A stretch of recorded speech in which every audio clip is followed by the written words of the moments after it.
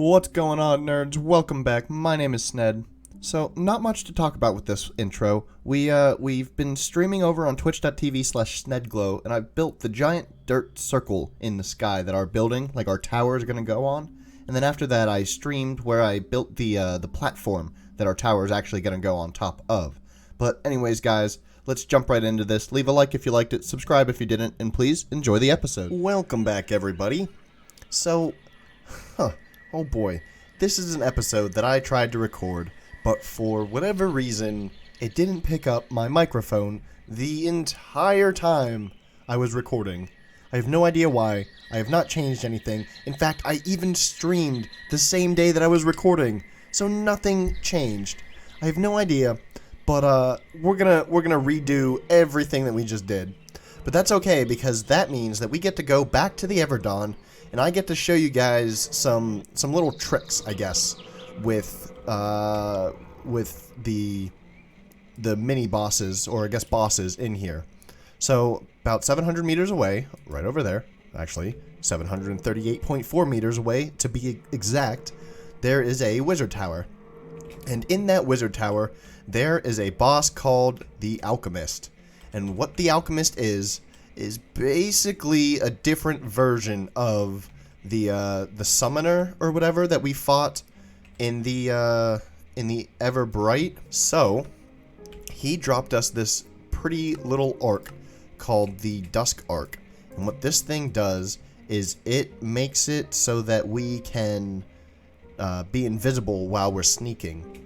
Now, there's a way to resummon bosses, and we'll get to that in a second. But with resummoning bosses, you get an increased chance of increasing the rarity of your drop. So here we have a common Dusk Arc, a common Nature Arc, and a rare Ethereal Arc. So the Ethereal Arc grants movement speed between 10 and 20%. 10 for common, 15 for uncommon, and 20 for rare. So we got really lucky with that one. The Nature Arc we will have to go back and get eventually. This is really good. It gives 1 extra heart for common, 2 extra hearts for uncommon, and 3 extra hearts. 3 extra hearts! That's crazy for a rare. So we'll have to go back and refight the nature dungeon boss, the Starlit Crusher. We'll have to refight him one day to try and get a rare one of these. I have no idea what the uncommon or rare versions of the Dusk Arc are gonna do. But if you take a look here, if I crouch, I turn invisible. Isn't that pretty cool? It doesn't turn my armor or weapons or anything I hold in my hands invisible, but it turns me invisible, which is mildly useful, I guess. So, we're gonna explore this, and then I'll show you some of the things that I learned while I was attempting to record the first time. This is probably gonna be a little bit of a quicker episode, but we'll see. This tower, as well, was the exact same. Like, all of the keys were in the same spot. There was one difference, and it was in the library. I'll show you that here in a second. But otherwise, like, it was the exact same. Here's the library. It had this lever, which wasn't exactly hidden. But if you listen, there's over here a hidden chest, and I guess the sticky piston is right here or something. Yeah, right there. But because I could levitate, it didn't really matter. But anyways, the key was in there. And then over here, it was in the chest. There was a key in there. There were also 2 Vindicators in there. There was a witch up here somewhere. Over here, yeah. And then there was a key in the brewing stand again. And then there was one in the master bedroom. Like, it was the exact same as the Everbright dungeon. Which is kind of weird, but, I mean, kind of good. I didn't have to go searching or anything. So now, you see, if I click on this, hopefully, it says locked. No, it doesn't. Oh, it just teleports me. But yeah, I could teleport freely in between here now.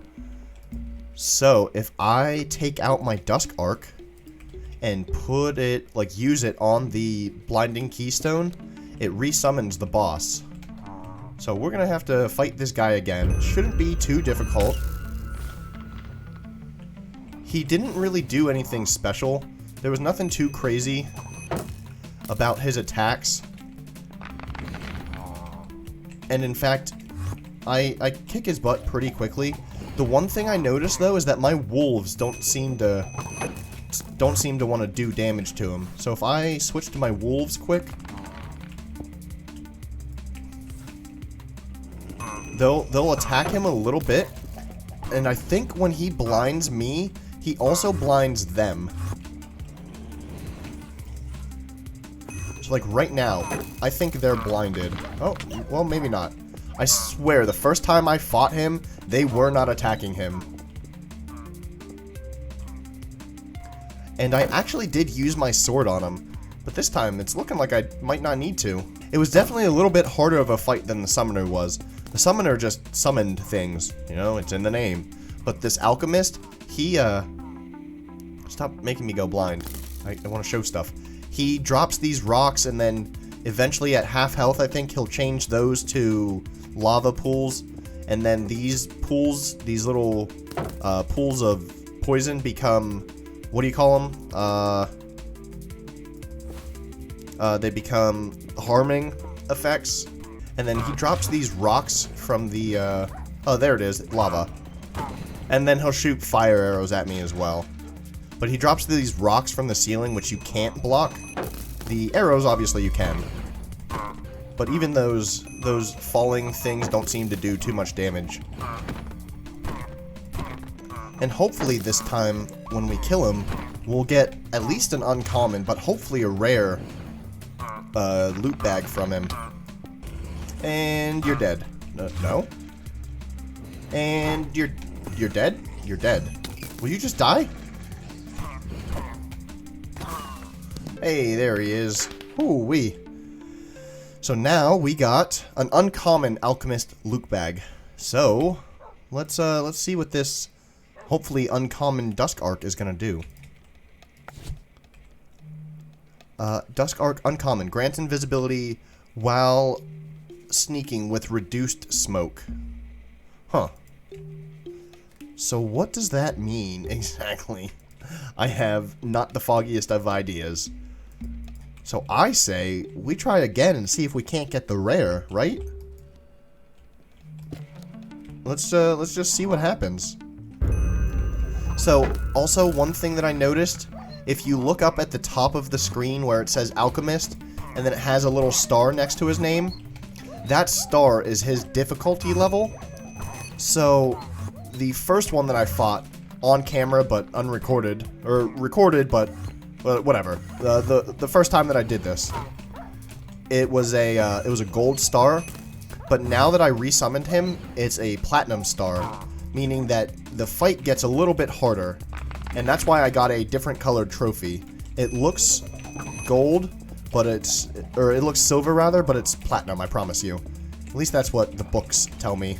Maybe this will give us invisibility while sneaking with, oh shoot, with no smoke. Although I don't really notice the smoke even with the common one, so I'm not really sure what it's referring to. I don't know. We'll see. We'll see what happens. Hopefully we get the rare one here. And then for sure we have to go back and kill the Starlit Crusher. Oh, dodged that. Haha, I'm too good. We'll have to go back and kill the Starlit Crusher just so we could get the, oh shoot, the rare one of those. Oh, you jerk. I wanted to use that. I will say it is annoying with how much he teleports. I sometimes don't even get a hit off on him before he's gone. And then occasionally I'll get one hit. Sometimes I could get 2 or 3, like I stun lock him almost, it feels like. But for the most part, I don't get any hits off on him. And he teleports. So the wolves are still super helpful in here. Still viable with just magic, but if they get stuck in the corner, they're gonna die. If not from the poison, then definitely from the harming. Hey, there we go. Can this stuff please go away? So we have the uncommon. Hopefully this gives us the rare. There we go. And we got the uncommon again. Okay, I'm gonna try once more with the uncommon, and we'll be right back to see if we get the rare. Thank you, puppy. Okay, and the rare? Common. What? Oh, we got a music disc. Jonathan, Blinding Rage. We'll have to... Oh, we got the alchemy scroll. Nice. We'll have to play with that. We'll have to give that a listen at some point too. I'm gonna keep trying. Son of a gun, I want the rare arc. So I'll be right back. You know, honestly, after doing this a couple of times, I would even argue that the alchemist is easier than the summoner, only because he doesn't summon little guys that I have to worry about all around me. It's just him, and like, that's easy enough to take care of, you know? Especially with wolves. I don't have to do much of anything. So, I think, oh, and he doesn't shoot a giant laser beam at me. Hey, there we go. So I definitely think that he's a bit easier than the summoner. That's just my opinion, though. You guys will have to fight both of them and let me know down in the comments who you think is an easier fight. But anyways, now it's the time we've all been waiting for. The rare Dusk Arc. Let's go! Common. It was the very next fight, but there it is. And I was right. Grants invisibility while sneaking without smoke. So, let's go ahead, get rid of that uncommon, put in the rare. Now we have 2 out of 4 rare arcs, and we have 3 out of 4 total. That's pretty good. Look at all these freaking trophies. I don't want these trophies. Go away.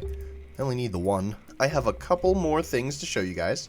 Some pretty sweet dealios. Also, what does this look like now? Let's get into a tree because everything here is scary.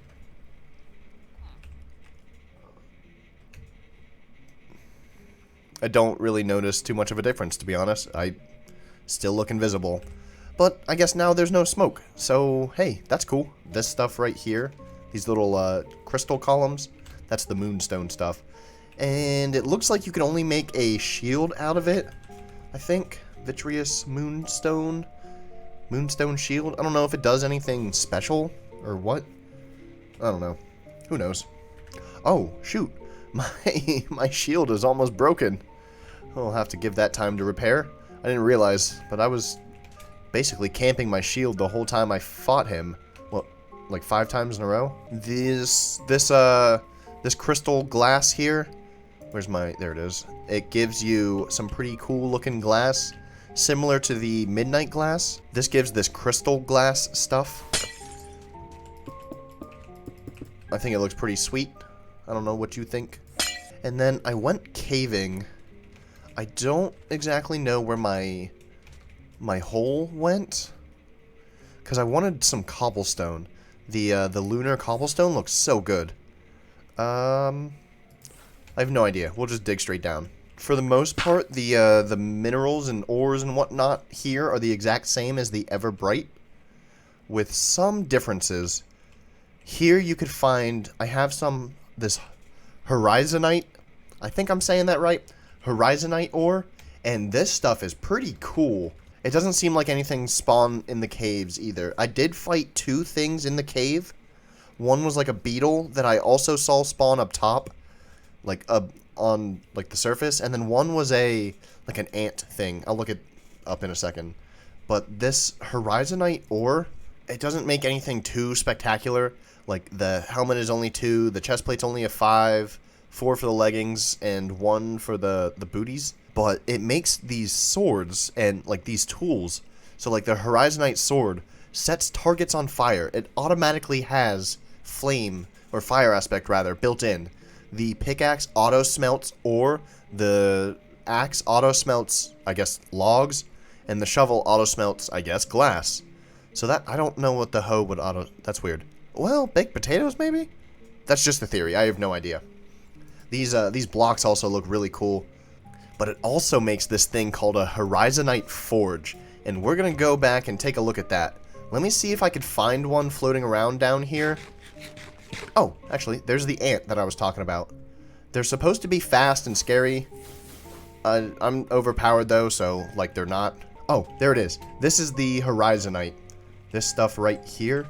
And I'm pretty sure it gets affected by fortune. So we have 4 on us, none in our backpack. So if I fortune smelt this, we have 2 in our backpack. I think we dropped one into the lava. I don't know. Whatever. But either way, it's affected by fortune, so that's good to know. But let's head back to the overworld. Oh my gosh, it's everywhere down here. Let's head back to the overworld and away from this hellish nightmare, and we'll check out what the Horizonite Forge can do. Alright, so I have this Horizonite Forge here, and this thing is really cool in the fact that it doesn't require any sort of smelting ingredient, any sort of fuel, nothing.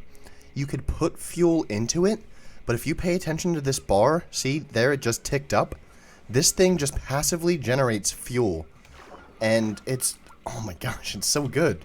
So I could just sit here, or have it sit here, go off, do my business, whatever, yada yada. I come back, and this thing will fill up. Then you could also drop Horizonite items. It doesn't have to be ingots, it could be nuggets, it could be blocks, it could be ore. You could drop it into here, and it should make a liar out of me. I don't think it'll go over its capacity, so if we turn this into a nugget, and then drop those in there, it's still gonna make a liar out of me. I promise I'm not crazy. Check this out. So, a block of sunstone, block of raw, Horizonite. Oh, it tells you how much it gives as well. So, I guess because it's full, it won't let me. But let's smelt something quick. I have no idea what to smelt. Chicken. Let's smelt some chicken. So, a full thing of this will smelt. We'll find out how many chicken. Alright, so when the forge is full, it looks like it will smelt 16 items, which is pretty good. And I'm pretty sure it does not recharge if there's anything in here. But if we throw items in there, now it works. You could see that it adds it to the overall, what do you call it? So we could like keep those in there, and then eventually these are gonna deplete whatever's in here and then utilize the nuggets to fill this up. But you don't have to put those in there. While I'm thinking about it, we could take this this summoner, or alchemist rather, trophy that we got. Well, you guys won't see the first one, but we could replace it with the pretty platinum one. Well, guys, that's gonna be all from me today. Thank you so much for watching. I hope... Oh, I'm invisible. I hope you all enjoyed, and I will see you guys in the next episode.